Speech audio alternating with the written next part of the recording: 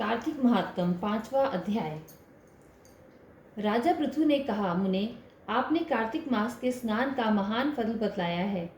अब उसमें किए जाने वाले स्नान की विधि और नियमों का भी वर्णन कीजिए, साथ ही उनकी उद्यापन विधि को भी ठीक ठीक बताइए। नारद जी बोले कि राजन, तुम भगवान विष्णु के अंश से उत्पन्न हुए हो, तुम्हारे लिए कोई बात अज्ञात नहीं है। तथापि तुम पूछते हो, इसलिए मैं कार्तिक के परम उत्तम महात्म्य का वर्णन करता हूँ। सुनो। आश्विन मास के शुक्ल पक्ष में जो एकादशी आती है, उसी दिन आलस्य छोड़कर कार्तिक के उत्तम व्रतों का नियम ग्रहण करें। व्रत करने वाला पुरुष पहर भर रात बाकी रहे तभी उठे और जल सहित लोटा लेकर गांव से बाहर नैऋत्य कोण की ओर जाए। दिन और संध्या के समय उत्तर दिशा की ओर मुँह करके तथा रात हो तो दक्षिण दिशा की ओर मुँह करके मलमूत्र का त्याग करे। पहले जनेऊ को दाहिने कान पर चढ़ा ले और भूमि को तिनके से ढककर अपने मस्तक को वस्त्र से आच्छादित कर ले। शौच के समय मुख को यत्नपूर्वक मूंदे रखे,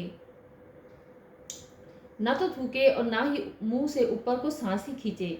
मल त्याग के पश्चात उधर भाग तथा हाथ को इस प्रकार धोए जिससे मल का लेप और दुर्गंध दूर हो जाए।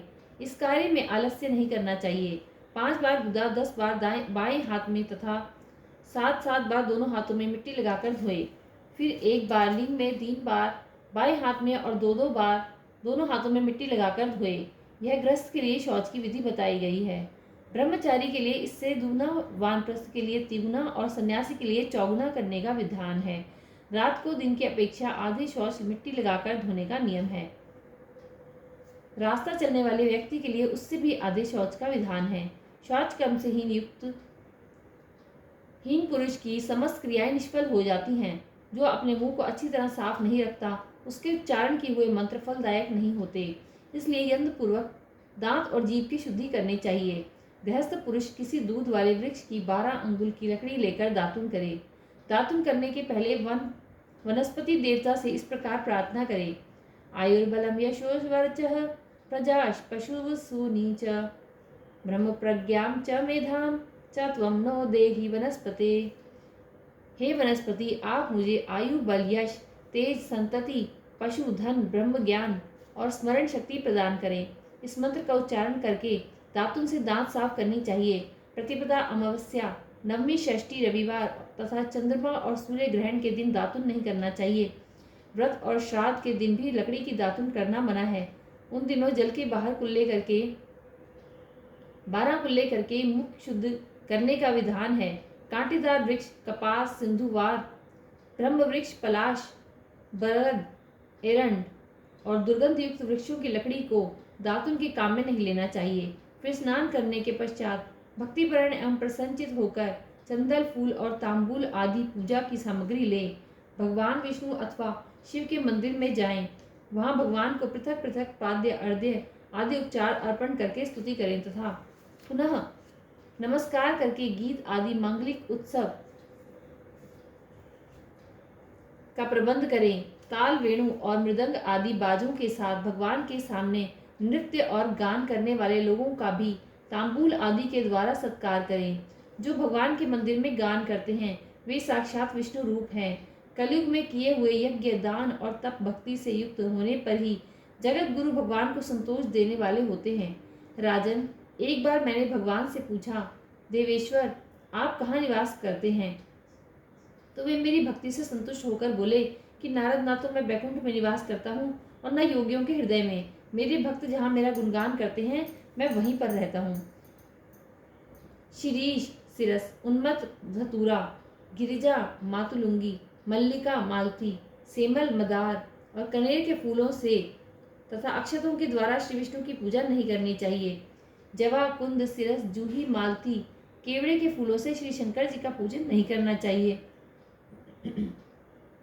लक्ष्मी प्राप्ति की इच्छा रखने वाला पुरुष तुलसी दल से गणेश का, दूर्वा से दुर्गा का तथा अगस्त्य के फूलों से सूर्य देव का पूजन न करे।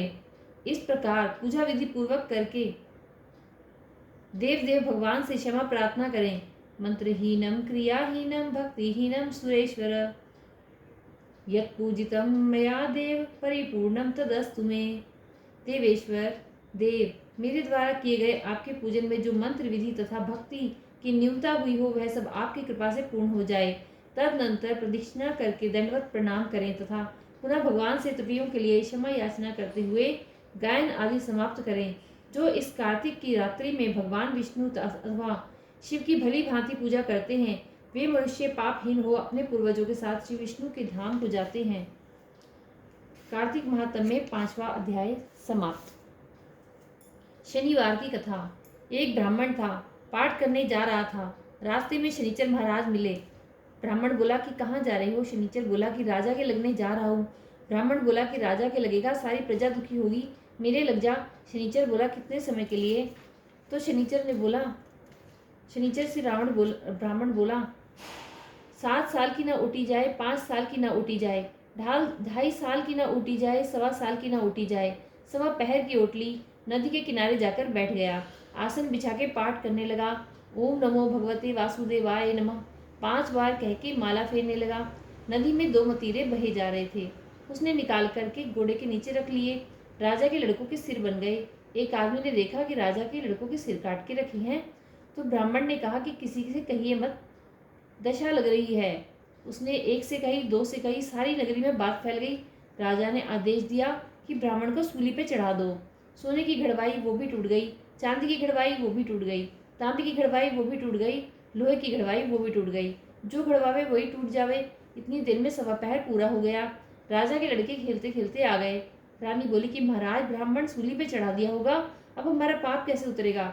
राजा बोला जाके देखूं। देखा तो ब्राह्मण पाठ करने लग रहा है। ब्राह्मण, क्या तुम ज्ञान विज्ञान जानते थे? बोला मैं तो कुछ भी नहीं जानता था, मैं तो पाठ करने जा रहा था। रास्ते में शनिचर महाराज मिले। पूछा मैंने कहाँ जा रही हो? तो बोले कि राजा के लगने जा रहा हूँ। मैं बोला राजा के लगोगे तो सारी प्रजा दुखी होगी, मेरे लग जाओ। शनिचर महाराज 7 साल की ना ऊटी जाए, 5 साल की ना ऊटी जाए, 2.5 साल की ना ऊटी जाए, 1.25 साल की ना ऊटी जाए, 1.25 पहर की ओटली। 1.25 पहर में शनि महाराज ने ऐसे रंग दिखाए, कहने लगा कि इसकी दशा कैसे उतरे। सोने चांदी का दान, तांबे का दान, लोहे का दान, पीतल का दान राजा तो कर दे, गरीब कैसे करे? गरीब तेल की पाली, गुड़ की डली डकोत को दे दे। 7 बार पीपल में जल चढ़ावे कह देवे। शनि देव मोटा कभी ना आए टूटा, शनिवार की घड़ी घड़ी ले 70 बला टली। ऐसे 7 बार कहकर 7 बार जल चढ़ा दे, सारी बला टल जावे। बोलो शनिदेव महाराज की जय। कार्तिक के ठाकुर की जय। तुलसी मैया की जय।